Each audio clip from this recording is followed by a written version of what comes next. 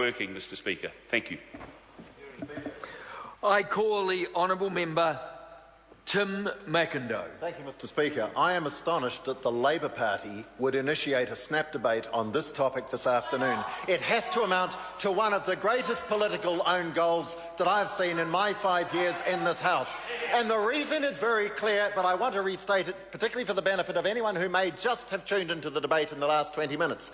What we are talking about here is clearly a result of the failure of policy initiated and enacted by the Labor Party, because not one of the children whose results we are looking at in this particular exercise is in any way caught up by the policies that the National Party has taken in order to turn things around. The reality is that the children who did well under PISA back in the year 2000 had been educated under a national government in the 1990s. Then we had 9 years of the Clark government, during which time they told us, you don't need to assess, you do not need to monitor, you do not need to have accurate reporting, all you need to do is trust that all will be well. Well, Mr Speaker, I want to remind members of this House that I was a teacher, and I'm very proud to say that I was a teacher. I was a secondary school teacher, and I found that one of the most rewarding and challenging things I've ever done in my life.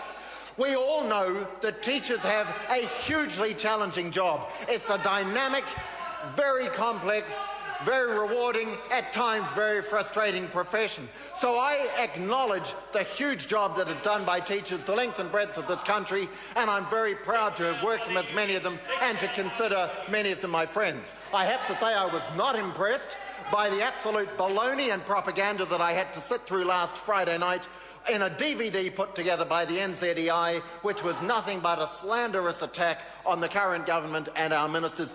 If that was a professional thing by a group of teachers, then I have to say, thank goodness, more and more of them are turning away from the NZEI.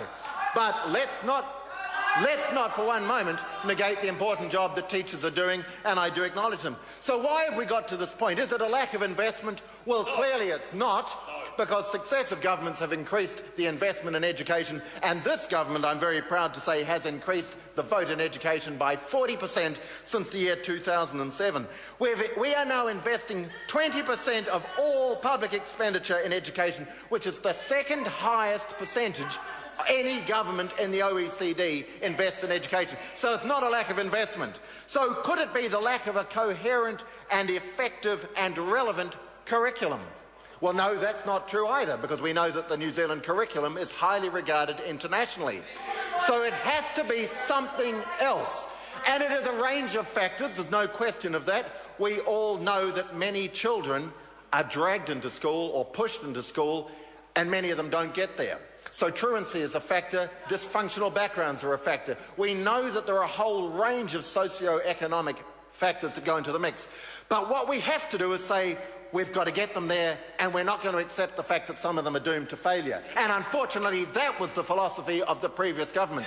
We are saying that 1 in 5 not achieving anything isn't good enough, and we're determined to raise the bar. So I salute Anne Tolley for the huge work she did in the face of some appalling opposition and personal abuse, to show when she was the Minister of Education that we were serious in our commitment to the New Zealand public, that we would raise achievements in education, and we're doing it. And the results are showing through.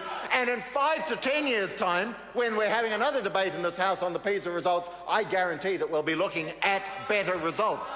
I want to salute the Honourable Hekia Parata for carrying on. She took the baton from Anne Tolley after the last election, and she has continued to do a good job. And Mr Speaker, I want to tell you how incredibly proud I am to be a colleague of Hekia Parata's. I've seldom seen any minister subjected to such appalling abuse and such misinformation as she is. Whenever she comes to Hamilton, she makes a terrific impression. I've hosted her at a public meeting. The media's not interested in covering it, but she tackles head-on all the topics that people are interested in. She answers in a very full, coherent and reasonable way all the questions. And I have to say, what is most important is she's absolutely passionate about education. She speaks with the passion of one who really cares about what she's doing. She loves the job, and she is achieving what we need her to. Mr Speaker, I'm confident that we're on the right track under our policies, and I say shame on the previous government for getting us to this position. Just wish to advise the House. Order! Order! Order! Order! Order! Relax! Relax! Order! Order! We have members interjecting on each other, and it is not permitted under Speaker's rulings. I call the Honourable Member Jacinda Ardern, and to advise the House that this is a split call.